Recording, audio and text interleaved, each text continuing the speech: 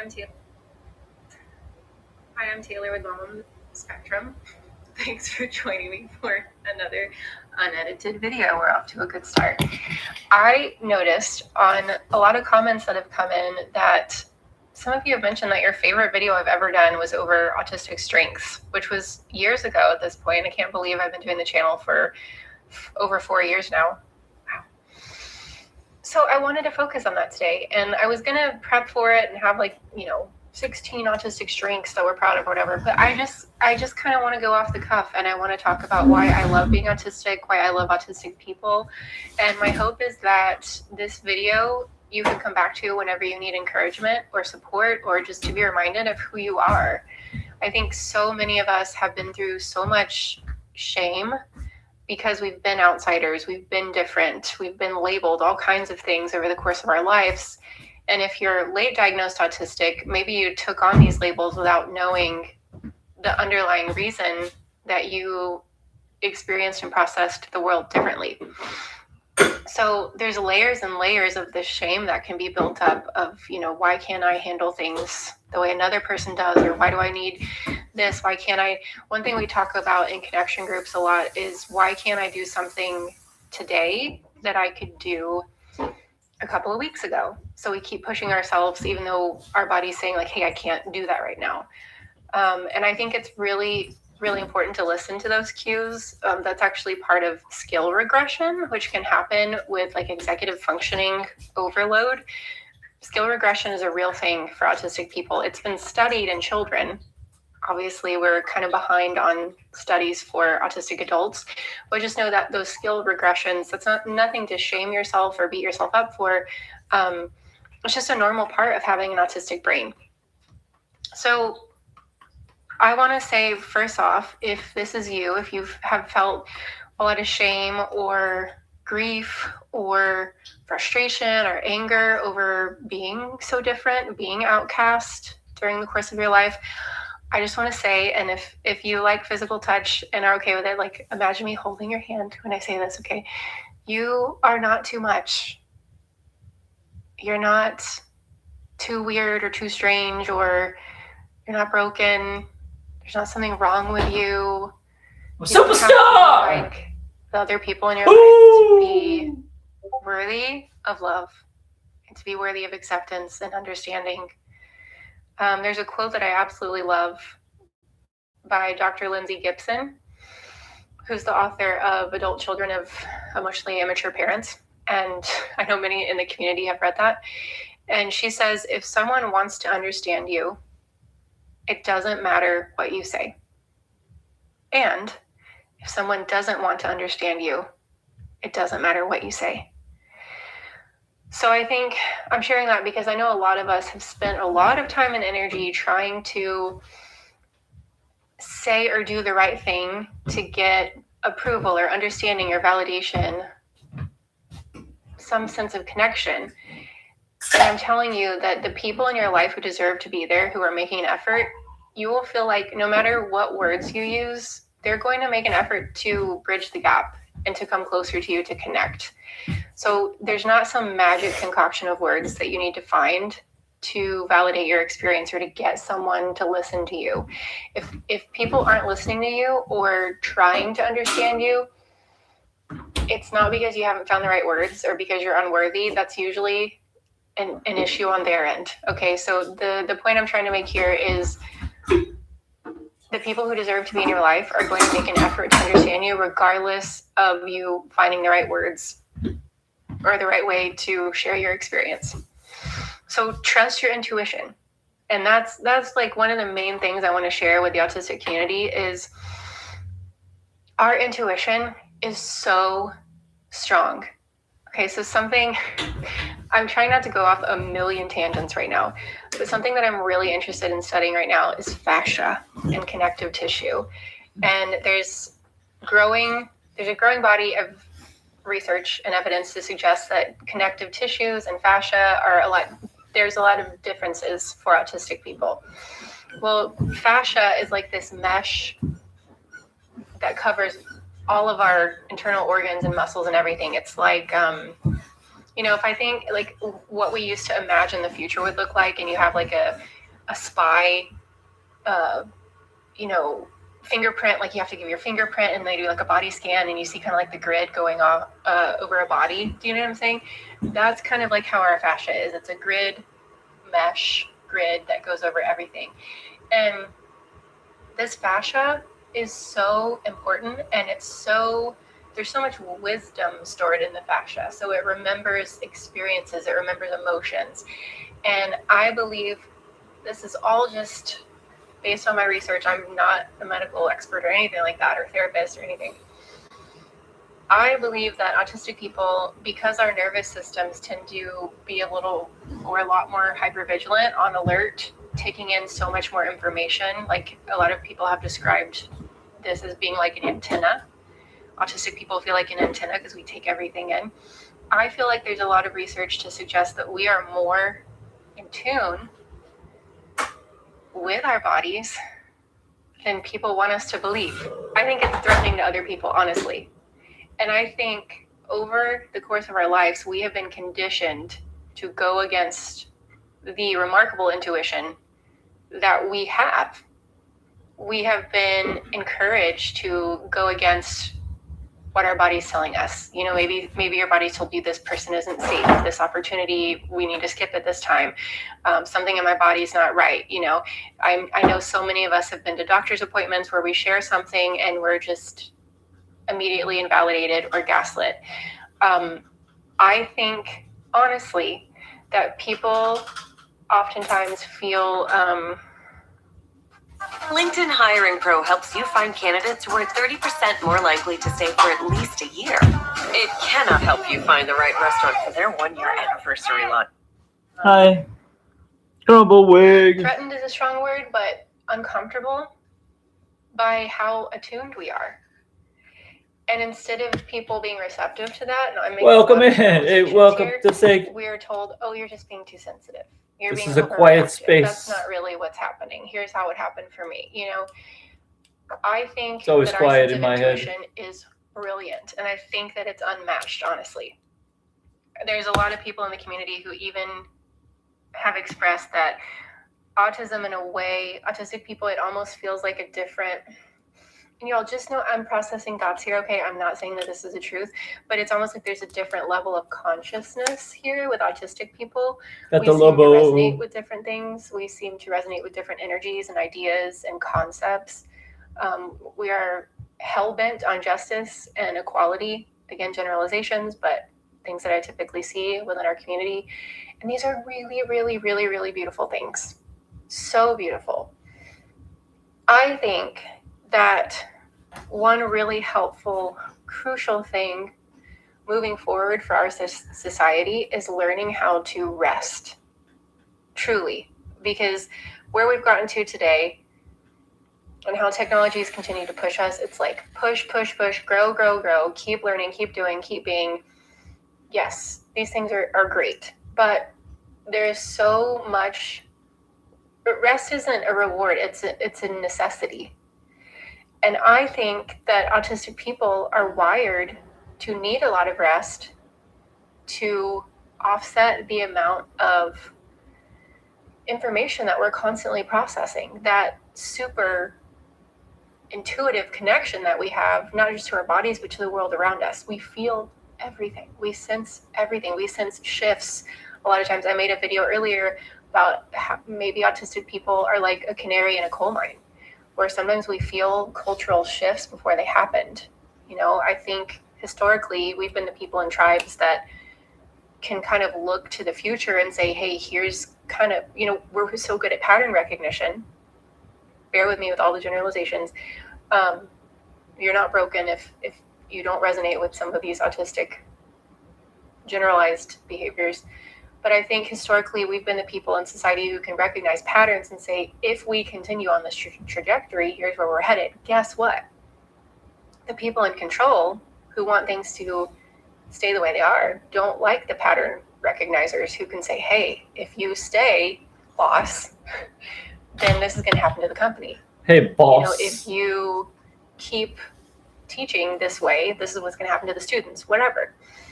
People don't like that sometimes. And so the pattern recognizers, sometimes we're silenced, sometimes we are invalidated, because it's easier for us to look silly. It's easier for them to make us look silly than for others to take responsibility, maybe for things that they can't see or understand. So I feel like that as autistic people, and that's part of why I love this community, and I love this channel and the things that I get to teach about and talk about, because truly, I want to tell you, I feel like autistic individuals hold a beautiful key to a more sustainable, supportive future where people are looked at and considered as individuals, where people's unique patterns are supported and nourished, where there's more accommodations. You know, when you help disabled and differently abled communities, it ends up benefiting all of society. You know, I feel like the more we're able to integrate these things that we know, the more we're going to start to see shifts in our society for the better. The more we trust our intuition, the more we trust, hey, I really do need to rest today. You know, I could push through and I could work really hard, but my body is saying, you know, I got to slow down. Those small, and I'm going to get into another tangent here because I think it's important. Those very small shifts of like, I'm going to lay on the couch for 20 minutes instead of completing another, you know, for me, like instead of making another social media post, whatever. These really small, subtle shifts of choosing to integrate like our bodies and minds, to return back to our body and like the wisdom of our body and our natural rhythms. Those slight subtle shifts are monumental. It's like, I don't know if this is the right thing, the butterfly effect, like where one small shift changes everything. And the tangent that I wanted to get on is I think this is the way that I think this is a form of resistance, right? If you're unhappy with some of the injustice going on in the world, it can feel like we are helpless. How do we make change on a large scale when people more powerful than us are creating kind of sweeping decisions that affect things that feel beyond our control? How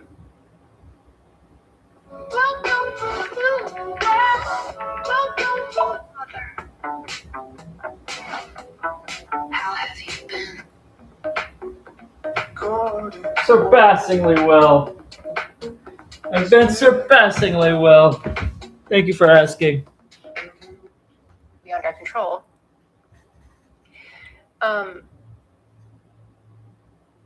Rest, kindness, gentleness is resistance. And do not for a second think that those things are too small to make a difference.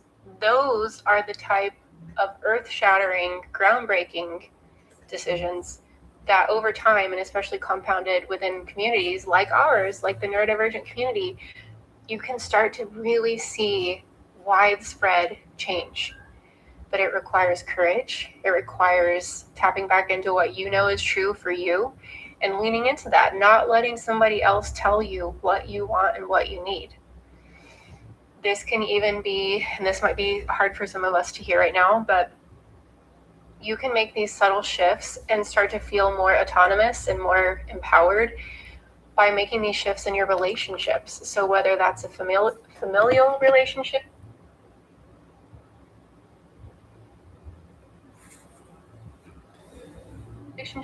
or a friendship or a romantic partnership, you standing up and trusting what you actually want and need. You know, there's obviously a back and forth in relationships where we give and receive, but I feel like, generally speaking, that a lot of times autistic individuals tend to give to the point of depletion, right? It can be hard for us to monitor our boundaries until we've gone too far and then we're in chronic burnout. So what I'm trying to say is, as autistic people, to trust when we need to rest, to trust what's too much for us, to trust that it's not selfish to set boundaries to protect yourself. Emotionally, physically, spiritually, mentally, whatever that looks like for you, it's not selfish to communicate that in your relationship.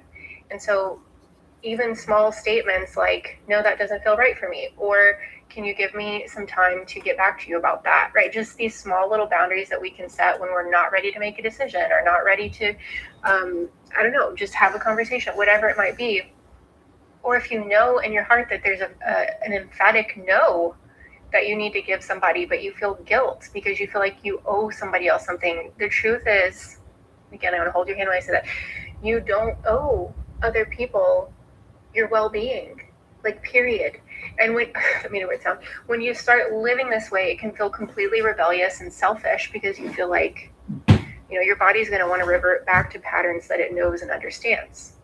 People pleasing, fawning, which is a stress response that I've talked about in another video, that's really prevalent within the autistic community. Your body's going to want to go back to what it knows. And so it takes consistency. Again, it takes that current video that's really prevalent within the autistic community. Your body's going to knows and understands. People pleasing, fawning, which is a stress response that I've talked about.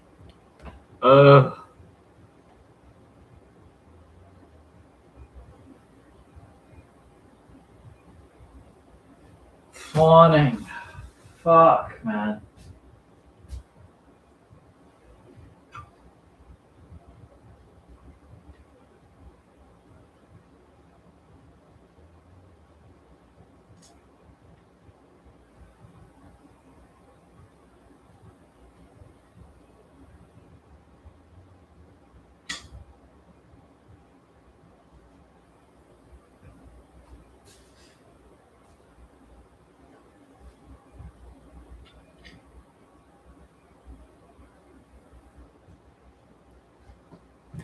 Fawning. Yeah, huge. Huge.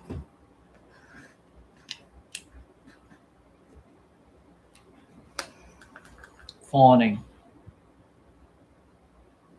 Mr. Fushigi says, I want inky chickadee water.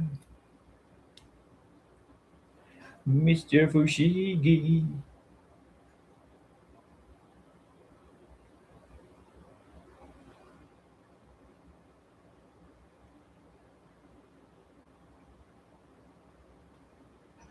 Mr. Fushigi.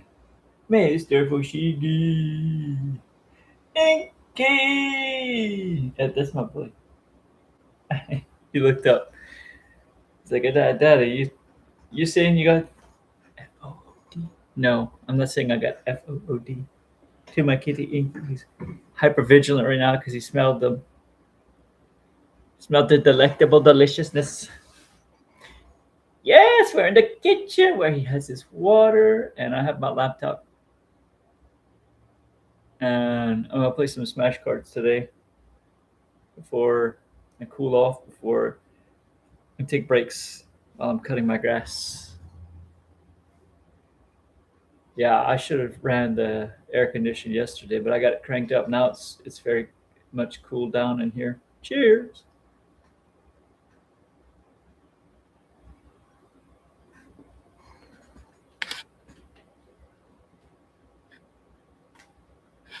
Fawning.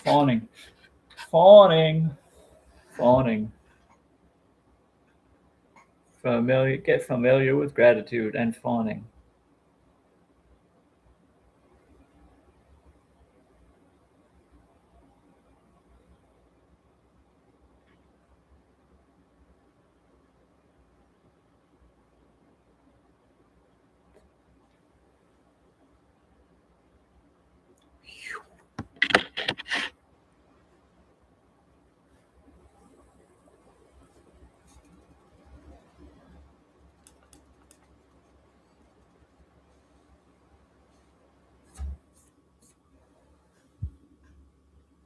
Wow.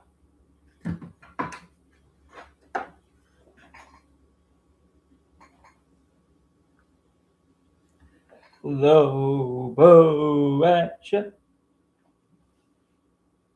to my satisfaction. Lobo action. It is the will of the space monolith.